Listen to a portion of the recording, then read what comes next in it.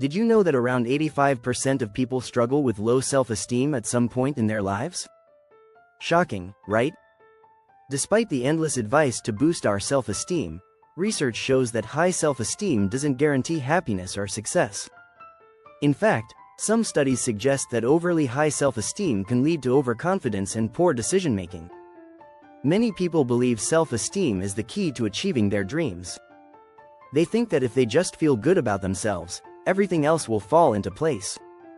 But here's the kicker: self-esteem may not be as important as we've been led to believe. In this video, we will uncover the hidden traps of self-esteem and explore powerful alternatives. You'll learn why focusing on action and competence is more beneficial than merely feeling good. We'll also discuss how resilience can help you bounce back from setbacks and why aligning with your core values leads to lasting fulfillment. Get ready to rethink everything you thought you knew about self-esteem and personal development.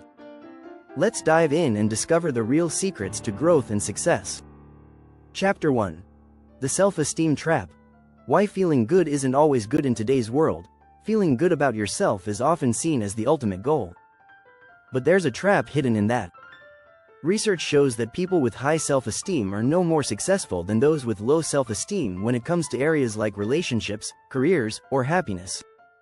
In fact, a study from the American Psychological Association found that self-esteem has little impact on real-world outcomes. You can feel great about yourself but still avoid real growth. Why? Because self-esteem can become a safety net.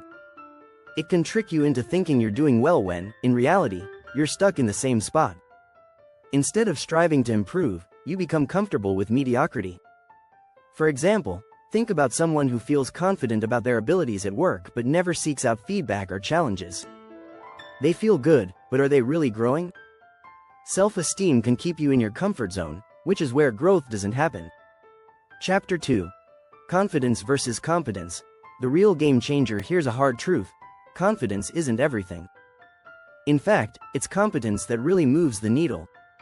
Studies from Cornell University have shown that people tend to overestimate their abilities, a cognitive bias known as the Dunning-Kruger effect. It's confidence without competence that can get us into trouble. Think of it this way: a person with inflated confidence but no skills is like a flashy car with no engine. It might look good, but it won't get you anywhere. The real game changer is competence, the ability to actually do something well. The key strategy here is to stop focusing on how you feel about yourself and start focusing on improving your abilities. One way to do this is through deliberate practice. In his book Peak, Anders Ericsson explains that deliberate practice, pushing yourself to improve in specific, challenging areas, is the key to mastering any skill. It's about honing your craft, not just feeling good about it. So, next time you catch yourself focusing on your confidence, ask, am I actually good at this, or do I just think I am? By shifting the focus to competence, you'll see real progress.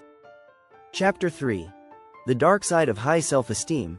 Overconfidence's silent damage. It's easy to assume that having high self-esteem is always a good thing. But too much of it can actually do more harm than good. Overconfidence can lead to blind spots.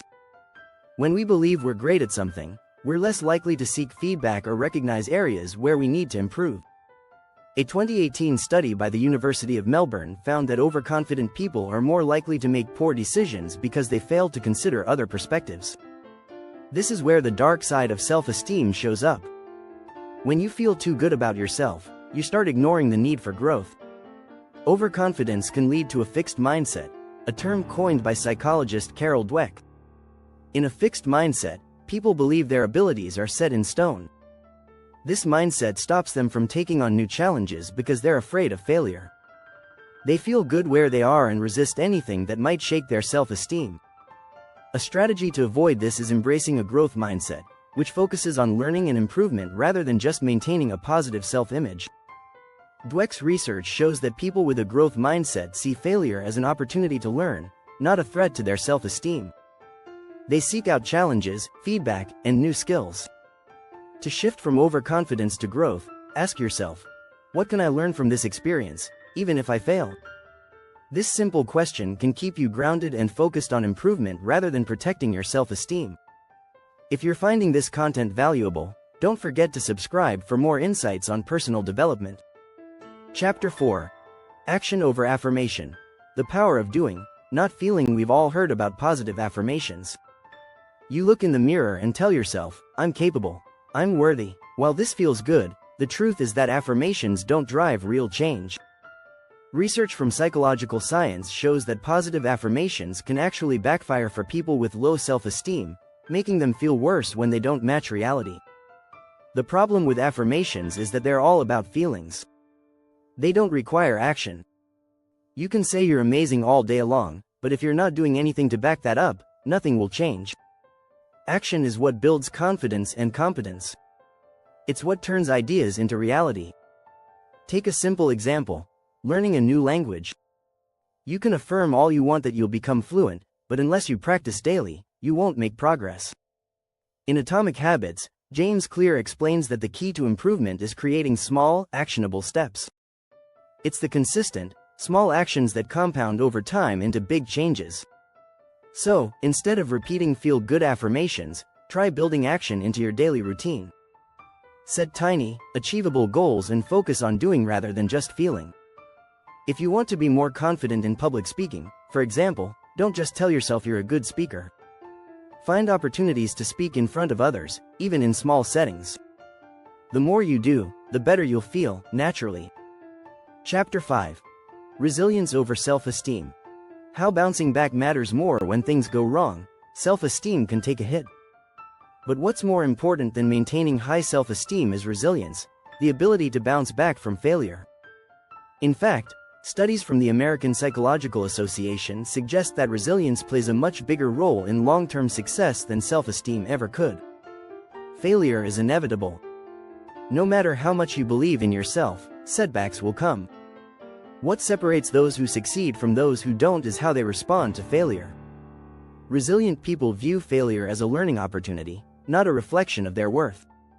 In her book Grit, Angela Duckworth talks about the power of perseverance. She found that the most successful people aren't the ones with the highest self-esteem or natural talent, but those who keep pushing even after they fail. Resilience is about focusing on the process, not just the result. One strategy to build resilience is to reframe failure.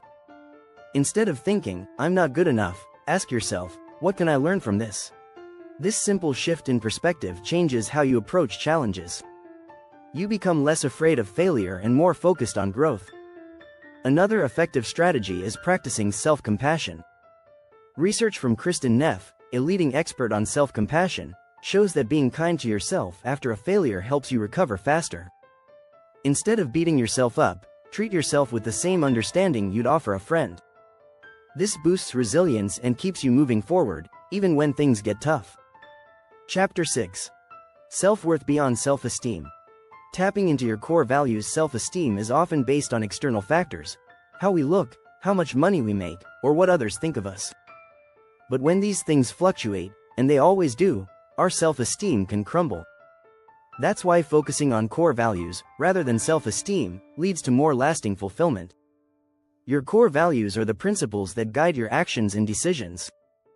They reflect what truly matters to you, not what society says should matter.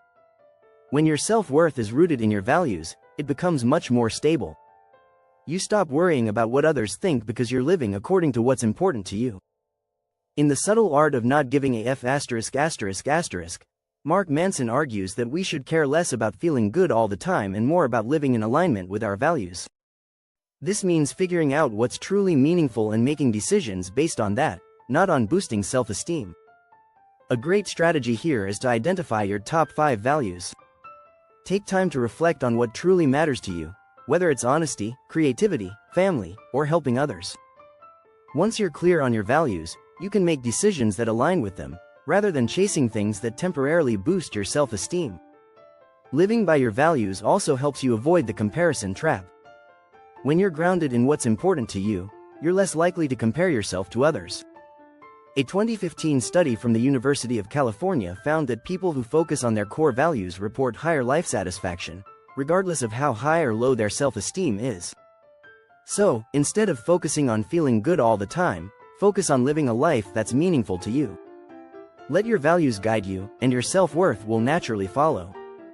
If you enjoyed this video and found these insights helpful, Don't forget to subscribe for more tips on personal development and growth.